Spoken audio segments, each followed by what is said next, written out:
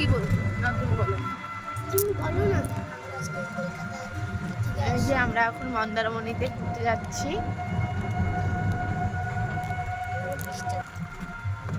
Hello guys, তোমরা কেমন আছো?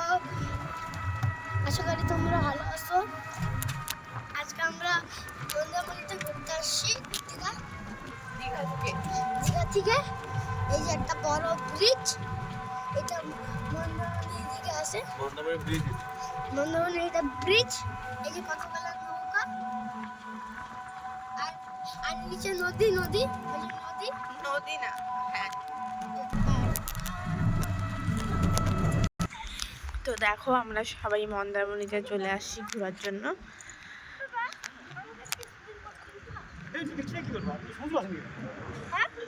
সমুদ্র আছে নাকি?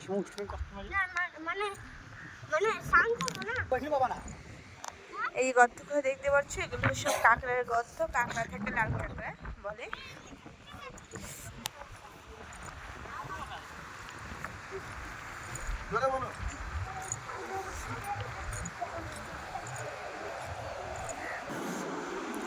দেখো ও আবার কি বানাচ্ছে, এত বড়।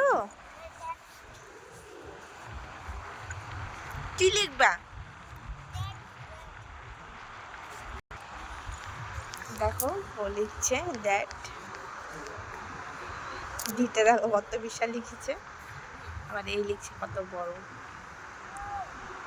আসে আসে, ওই যে চলে গিয়েছে ওদিকে আমার বড় মশাই আর ভাই, আর পাপান এখানে লিখছে।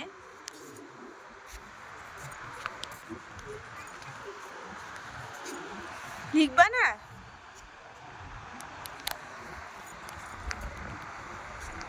হয়ে গেছে লেখা শেষ। ও লিখেছে দ্যাট। তখন মোহনাতে চলে আসছি। মোহনার সমুদ্রটা অনেক মানে সুন্দর। এখানে বেশি লোকজন থাকে না, দীঘাতেই বেশি লোকজন, মানে অনেক ভিড় থাকে। তো দেখতে পেরেছ, দেখো বেশি লোকজন নেই। পাপান সোনা আর ভাই এখানে চান করবে। দেখো এগুলোকে দেখতে একদম মেহেন্দির ডিজাইন মতো লাগতেছে না বলো? দেখতে পেরেছো চারদিকে এই যে এরকম, এই যে এরকম সুন্দর চারদিকে। দেখো কত সুন্দর লাগছে, মেহেন্দি ডিজাইনের মতো লাগছে।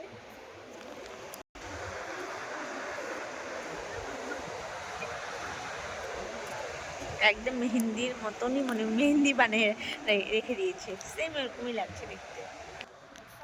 হ্যাঁ দেখো পাপা চলে। না না এখন বসবে কেন? অন্য জামা কাপড় পরবে, অন্য জামা কাপড় পরবে। কই খেয়ে গেলো শুদ্ধে? বাবা প্যান্ট জামা ভিজাই না, এদিকে আসো বাবা। শোনো বাবা কথা, আসো। সমুদ্রটা